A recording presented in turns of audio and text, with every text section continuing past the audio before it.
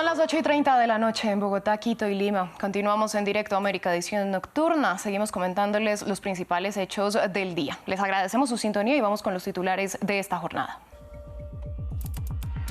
Las armas de fuego se cobraron otras 6 víctimas en Estados Unidos, 3 de ellas menores de 9 años que perdieron la vida en un tiroteo dentro de una escuela de la ciudad de Nashville.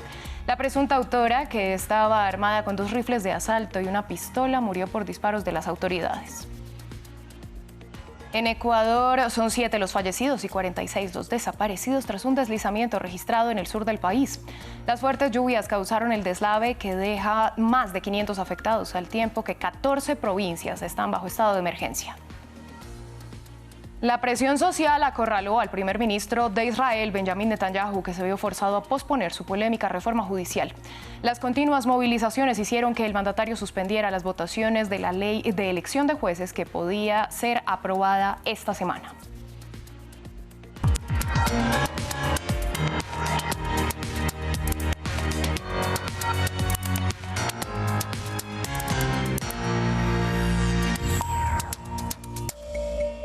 Damos inicio en la ciudad de Nashville, que es el escenario del último episodio de una serie de tiroteos mortales en escuelas de Estados Unidos. Una mujer de 28 años fuertemente armada es la sospechosa de asesinar a 3 niños y a 3 integrantes del personal de una escuela presbiteriana. Por el momento no se conoce el móvil del ataque, pero sí que la mujer portaba 2 rifles de asalto, una pistola y tenía un mapa del colegio, donde ella misma había sido estudiante. Lea Israel tiene los detalles. Nueva escena de terror en Estados Unidos. Una mujer abrió fuego con 2 rifles de asalto y una pistola en la Covenant School, una escuela cristiana privada de Nashville, y mató a 3 niños y 3 miembros educativos.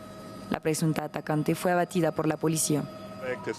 Hemos identificado a la sospechosa. Es una mujer de 28 años, blanca, originaria de Nashville o que vive en la zona. De mis hallazgos iniciales es que en un momento dado ella era una estudiante en esa escuela, pero no estoy seguro en qué año. Si bien las mujeres que disparan de forma masiva son extremadamente escasas, los tiroteos en centros escolares se han convertido en algo alarmantemente frecuentes en los últimos años en Estados Unidos. Pero los llamamientos del presidente Joe Biden para que el Congreso restablezca la prohibición nacional de los fusiles de asalto se han topado con la oposición de los republicanos, defensores acérrimos del derecho constitucional a portar armas. Es simplemente enfermizo. Aún estamos reuniendo las pruebas de lo que sucedió y por qué sucedió. Sabemos que hay un número de personas que no van a sobrevivir, incluidos niños. Es desgarrador, la peor pesadilla. Así que pido al Congreso de nuevo que apruebe mi prohibición de armas de asalto. En lo que va del 2023 se produjeron 129 tiroteos masivos, definidos así cuando 4 o más personas fueron tiroteadas o asesinadas, según datos del Gun Violence Archive. Y pasamos a Ecuador, donde las fuertes lluvias han provocado un deslizamiento de tierra en el sur del país. Las autoridades rectificaron que 7 personas y no 16 han fallecido, al tiempo que hay 46 desaparecidos y 500 afectados que han perdido o sufrido daños en sus viviendas. El deslave fue provocado por las fuertes lluvias que mantienen a 14 provincias bajo estado de emergencia. Alba Santana tiene los detalles. Tragedia en el sur de Ecuador tras las intensas lluvias en la localidad de Alausí. Un deslizamiento de tierra se saldó con la vida de varias personas, dejando algunas casas cubiertas de lodo y otras totalmente destruidas. Ya oí un tremendo sonido. Dije, ya se desploma el cerro. El fuerte temporal deja al menos 500 damnificados y varios desaparecidos, que ahora los equipos de rescate y los voluntarios se esfuerzan por encontrar. Estamos parados aquí sobre 20 metros de material pétreo que cubre un estadio aquí abajo.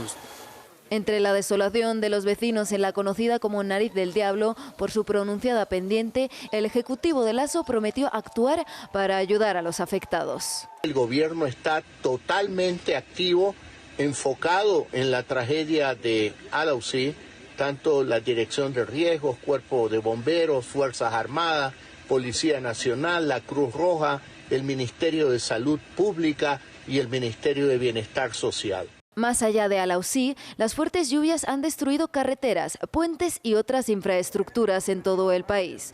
Solo en lo que va de año se han reportado 987 incidentes peligrosos relacionados con las precipitaciones, por lo que el gobierno declaró estado de emergencia en 14 provincias. Cientos de profesores venezolanos marcharon una vez más este lunes para exigir mejores condiciones laborales y la renuncia de la ministra de Educación. Los profesores han asegurado que los salarios ni siquiera alcanzan para comprar comida. En marzo de 2022, el Ejecutivo fijó el salario mínimo en 130 bolívares, que equivalían entonces a unos $30, y que debido a la inflación se han visto reducidos a poco más de $5. Una canasta básica cuesta alrededor de 90 salarios mínimos, según estimaciones del Centro de Documentación y Análisis Social de la Federación de Maestros. Inició la campaña para los comicios generales del 25 de junio en Guatemala y este lunes miles de indígenas y campesinos guatemaltecos protestaron y bloquearon carreteras del país para pedir que se acabe la corrupción y que el Poder Judicial permita la candidatura de la única fórmula presidencial que postula a una mujer indígena. Las movilizaciones se producen luego de que la OEA expresara su preocupación por el desarrollo del proceso electoral guatemalteco al argumentar que los mecanismos establecidos para impugnaciones y exclusiones de candidaturas generan incertidumbre y tensiones. Para analizar este tema conectamos con Renzo Rosal, él es catedrático de la Universidad Rafael Landívar, licenciado en Ciencias Políticas y Sociales. Bienvenido a France 24. ¿Qué está pasando con el proceso electoral en Guatemala? ¿Por qué hay preocupación? Es decir, ¿se puede hablar de razones de peso para excluir a los candidatos a quienes no se les permitió la inscripción hasta este momento? Bueno, un aspecto fundamental en un proceso electoral es que no haya discrecionalidad o inclusive decisiones de carácter arbitrario y que las exclusiones que se puedan dar sean sobre la base de razonamientos jurídicos. En el caso de Guatemala, en el marco de lo que preceptúa la ley electoral y de partidos políticos. Cuando esto no es así, cuando se aplica lo contrario, cuando se aplican decisiones que tal parecería que tienen un marcado sentido de orientación política, y cuando el órgano electoral, en el caso de Guatemala, el Tribunal Supremo Electoral, toma decisiones tal parecería también acomodaticias, pues el proceso en sí mismo va tornándose, se va empañando. Y ese es el tono de las elecciones de este año en curso, del año 2023, marcadas por eso, por una tonalidad cada vez más gris, un proceso disminuido que no arroja esperanza, que no arroja ilusión a la ciudadanía, sino todo lo contrario. Y hoy, este día lunes que inicia el proceso electoral, tal parecería que es bastante insípido, y donde los partidos, en lugar de en lugar de plantear propuestas, programas, prioridades, elementos sustantivos, se están desde ya planteándose toda una presencias mediáticas, pero que no, lo que generan es dispersión en la ciudadanía. Puntualmente, ¿qué es lo que ocurre en el caso de la candidata indígena a la presidencia, Telma Cabrera? Bueno, el partido que le impulsa es el Partido Liberación de los Pobres, que tuvo una participación importante en las elecciones de 2019, ocupó el 4º lugar, y en esta ocasión postulan como candidato a la vicepresidencia al Procurador de los Derechos Humanos, el licenciado Jordan Rodas, y tal parecería que él se ha convertido en una piedra en el zapato, y el elemento central entonces de dejarlos fuera del proceso obedece más bien a razones de carácter político, especialmente orientados a la no presencia del señor Jordan Rodas, quien durante su paso en la Procuraduría de Derechos Humanos llevó a cabo una serie de acciones que fueron considerados por diversos grupos en el país como, digamos, como elementos que hoy por hoy se usa como anularlo. Y la decisión entonces de dejarlo fuera está marcado por eso, por un nivel de alta discrecionalidad. Usted estaba mencionando algo de esto y se lo pregunto puntualmente. ¿Se puede hablar de poca transparencia y falta de criterio jurídico, como argumentan algunas organizaciones, a la hora de inscribir aspirantes? Porque, por ejemplo, hay personas condenadas o señaladas por delitos como corrupción y narcotráfico. Me parece que eso es correcto, esas valoraciones. Se han aplicado una serie de decisiones que tal parecería como de la puerta giratoria. Se dejan entrar algunos y se obstaculiza la participación de otros.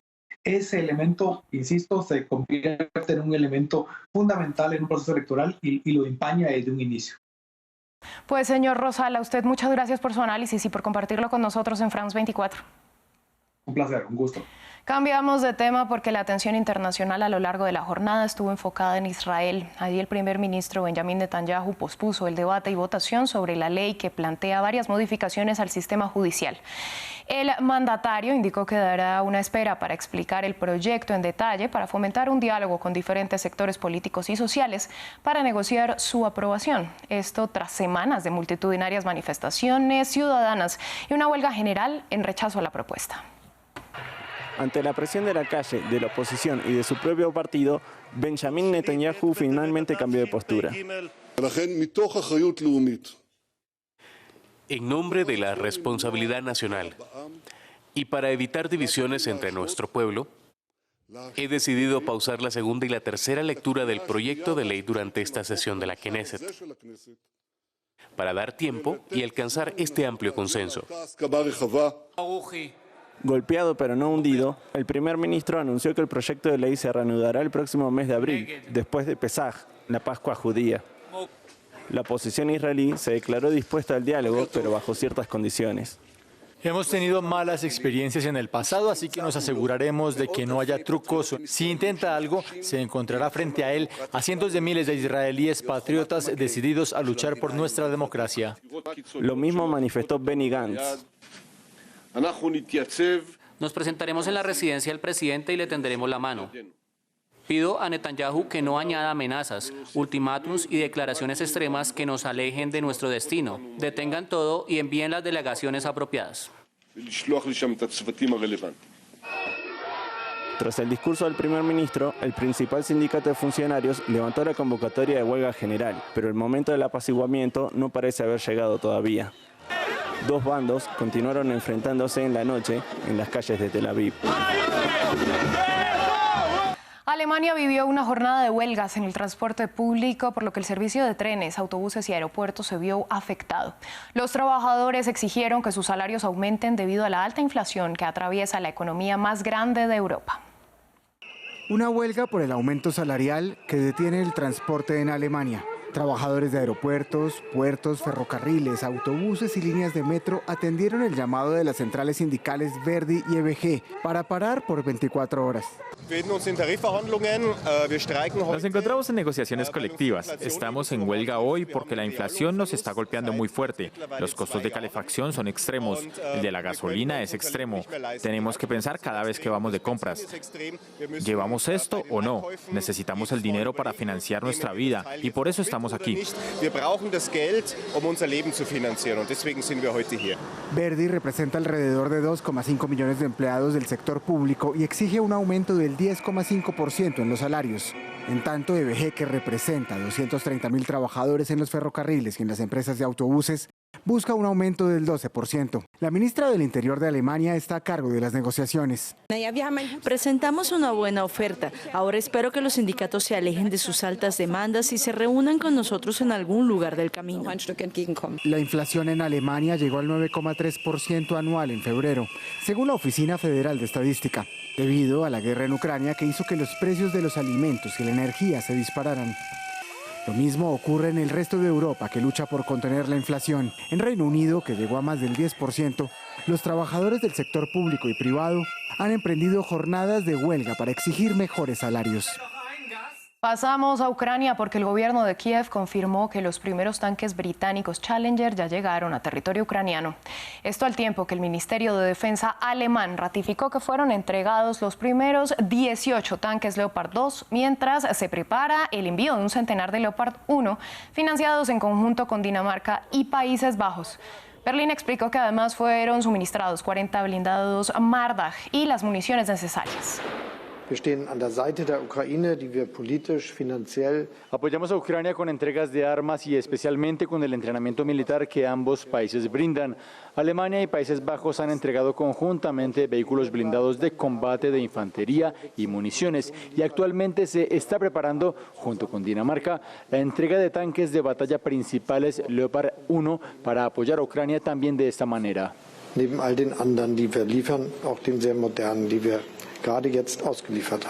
Así llegamos al final de esta emisión de Directo América aquí en France 24. A ustedes les agradecemos su sintonía y los invitamos a continuar con nosotros, que ya llega Malben Otman con toda la información del continente africano en África 7 días. Feliz noche para todos.